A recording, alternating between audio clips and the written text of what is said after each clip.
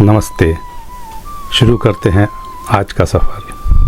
पिछले सफ़र में हमने बात की थी रामायण की एक चौपाई से और गीता के एक श्लोक से। आज वहाँ से आगे चलते हैं।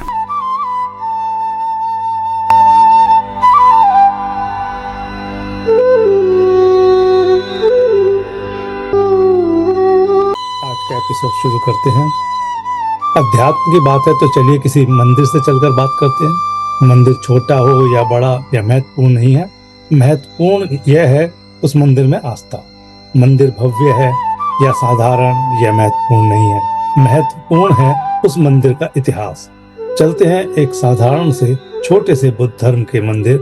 यह मंदिर जापान के टोक्यो शहर के ओगिकुबो क्षेत्र में है। चलिए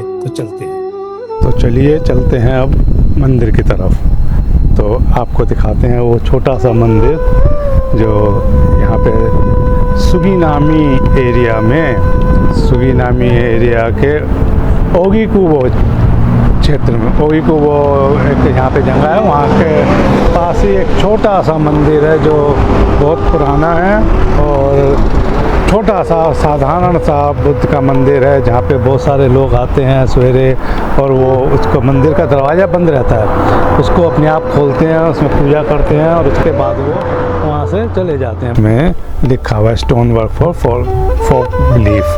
सो यहाँ पे ये सब जापानीज़ में लिखा हुआ है। ये काफ़ी पुराना मंदिर है क्योंकि इसके ऊपर लिखा है 1661 से 1673, तो मतलब कि 300-400 साल से है करीब। उसके बाद इसकी रिपेयर होती रही है, उसको बनाते रहे हैं। तो इसको देखिए, ये मंदिर है, इसके पीछे छोटा सा गार्डन है। ये छोटा सा गार्डन इसके पीछे है और जैसा मैंने बताया कि मंदिर की महत्ता इस बात से नहीं है कि वो कितना बड़ा है, कितना भव्य है। महत्ता इस बात से है वो कहते हैं वहाँ पे जो भी है वो लोगों की कितनी आस्था है।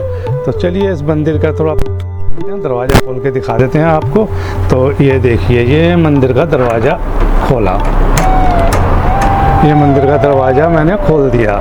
तो ये देखिए अंदर ये जो मूर्ति लगी हुई है पत्थर की, लोग हैं वो उसकी देखभाल करते हैं, उसकी साफ़ सफाई करते हैं और उस मंदिर में जब पूजा करनी होती है तो उसको खोल देते हैं। उसको खोलने के बाद उसकी पूजा करते हैं और फिर बंद करके चले जाते हैं। चलिए उस मंदिर को दिखाते हैं, उस मंदिर को देख लीजिए। और नीचे 3 बंदर बने हुए हैं, जो गांधी जी के बंदर देखते हैं वो ऐसे ही बंदर यहाँ पे भी लगे हुए हैं, देखिए। तो मैं इसको बंद करता हूँ। तो चलिए अब आज का हम वीडियो शुरू करेंगे जिसमें हम बात करने जा रहे थे अध्यात्म की। तो आइए उस पर बात करते हैं। तो हम यहीं पे खड़े होकर इस पर बात करेंगे, यहीं इस मंदिर के ऊपर बात करेंगे, ठीक है। चलिए। होई सोई जो राम रच राखा, को करी तर्क बढ़ावे साखा। राम सिया राम जय जय राम।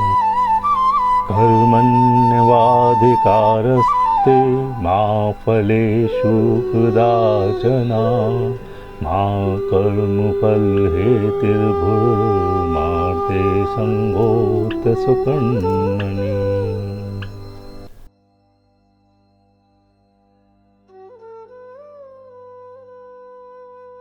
पिछले एपिसोड में एक सवाल था कि क्या संत तुलसीदास जी की रामचरितमानस के दोहे होई सोई जो राम रचि राखा को करी तर्क बढ़ावे साखा, और गीता में भगवान कृष्ण के कहे श्लोक कर्मण्यवाधिकारस्ते मा फलेषु कदाचन मा कर्म फल हेतिर्भुर्माते संगो सुकर्मणि में क्या विरोधाभास है। तो आइए इसका विश्लेषण करें। सबसे पहले जो ज्यादातर लोगों में गलत धारणा है राम को लेकर, उसे दूर करते हैं। रामचरितमानस के बाल कांड में राम के जन्म पर भगवान शिव पार्वती से कहते हैं होई सोई जो राम रचि राखा। यहाँ शिव दशरथ पुत्र राम को संबोधित नहीं कर रहे क्योंकि राम का तो अभी जन्म हुआ है। राम शब्द दशरथ के राम के पैदा होने से पहले से ही प्रचलित था। परशुराम का जन्म तो पहले हुआ था, उसमें भी राम शब्द आता है। तो राम का अर्थ है ईश्वर जो सब में रमा है, यानी सब में व्याप्त है। इसलिए राम का अर्थ है ईश्वर। शिव का कहने का अर्थ है वह ईश्वर जो सब में रमा हुआ है यानी व्याप्त है, सब कुछ उसी ईश्वर की इच्छा से होता है। भगवान ने स्वयं दशरथ के घर अवतार लिया है, यह उस ईश्वर की स्वयं की इच्छा से हुआ है। अब ईश्वर और अवतार में अंतर समझिए। ईश्वर सर्वव्यापी है यानी सब जगह है, और अवतार रूप में वह केवल एक देशीय है, अन्य जीवों की तरह, यानी एक काल में एक स्थान पर ही रहता है और ईश्वर के आदेशित कार्य को पूर्ण कर वापस चला जाता है। इसलिए दोहे का अर्थ जो कुछ भी होता है वह केवल ईश्वर की इच्छा से ही होता है, यह है। अब गीता में श्री कृष्ण कहते हैं कर्मण्येवाधिकारस्ते मा फलेषु कदाचन, का अर्थ है यानी तेरा कर्म करने का अधिकार है, फल में नहीं। कृष्ण के कर्म सिद्धांत में कर्म की महत्ता है और सभी जीव कर्म करने के लिए स्वतंत्र हैं। यह ईश्वर की इच्छा नहीं, जीव स्वयं की इच्छा से कर्म करता है, इसलिए उसे कर्मों के फल भोगने पड़ते हैं। यदि सब कुछ ईश्वर की इच्छा से होता तो मनुष्य के कर्म का फल मनुष्य को कैसे मिल सकता है? अब यह बहुत सुंदर प्रश्न है और बहुत ही सुंदर इसका उत्तर है। कर्म जीव स्वयं की इच्छा से करता है और उसका फल ईश्वर के द्वारा बनाए गए नियमानुसार मिलता है।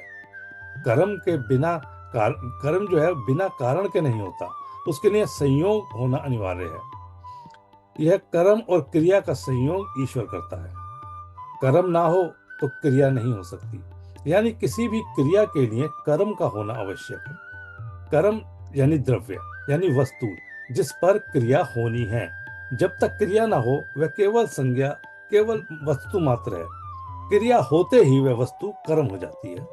इसलिए मनुष्य की क्रिया के लिए उस कर्म के संयोग ईश्वर के द्वारा ही होता है। क्रिया करते समय जीव को स्वतंत्रता है कर्म के चयन यानी चुनने की। मनुष्य स्वतंत्र रूप से चयन करता है, उसके द्वारा किए गए कर्म के चयन के अनुसार ईश्वरीय नियम द्वारा फल मिलता है। इसे एक व्यवहारिक उदाहरण से समझते हैं।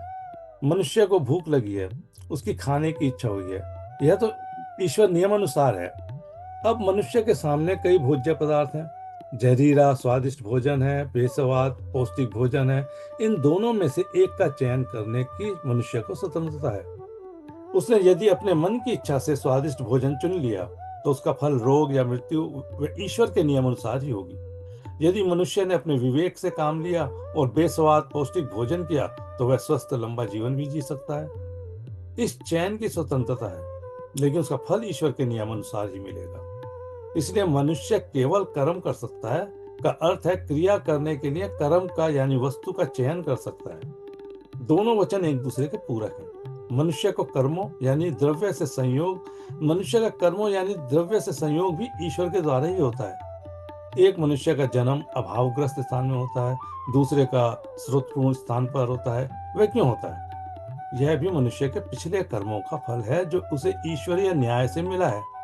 लेकिन जन्म के बाद उसके पास बहुत सारे स्रोत हैं जिनका वह अपनी बुद्धि और विवेक से प्रयोग कर सकता है। अपने जीवन को अपने जन्म के कर्मों के करके बदल सकता है। अब कर्मों के फल जो है वो 3 प्रकार से मिलते हैं। इस विषय पर हम अगले एपिसोड में बात करेंगे। और एक और विषय है मनुष्य पाप कर्म क्यों करता है, इसके कारण को भी समझेंगे। तब तक के लिए आज्ञा दीजिए, मिलेंगे।